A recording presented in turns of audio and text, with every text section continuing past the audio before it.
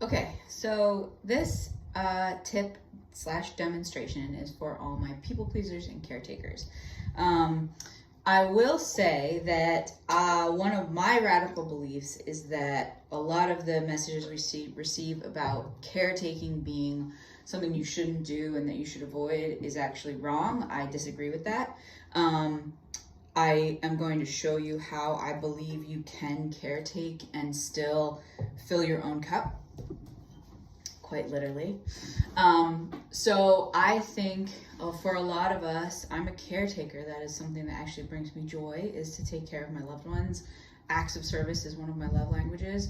But I do get burnt out. I get really drained, and I never learned how to balance my beautiful love of caretaking and my own need to like protect my energy and refill my cup. So to that end, this is a really, again, rudimentary but effective example of what this looks like. So especially in the United States, in our culture, we have these very like nuclear families and closed relationships where there's two people and they're doing everything, and it's just those two people, and maybe you have some family support, maybe you have some community, but for the most part it's like just the two of you.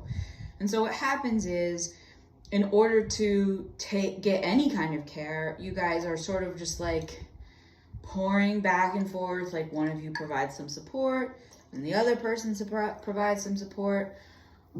Then the biggest problem is when you have extra draws on your time, like you've got kids, and then you've got a lot of work stress, and then you've got financial stress, and then you've got all these things that like are draining your cup. So then your partner comes to you and goes, I need support, I'm really struggling. And you're going like, or your kids come to you, right? And so what happens to a lot of couples, and when they really get in trouble, is when they're both empty and they're trying to pull, like they're trying to get support, and there's literally just nothing there, right? There's nothing to pull from. So a much more effective view of how you can still caretake and still give is by understanding that the only time that you are able to give, or should, obviously there's emergency situations, so we'll put emergencies aside, but when we're talking about our ability to like give care and support on a daily basis, what it should look like is you have done everything you need to do to fill your cup. You've gotten support from friends, from community, from work. You have built self-care into your routine. You have done all of the things. If anyone wants tips on how to fill your cup, I can do that too. But you have done all the things that lets you fill your cup back up.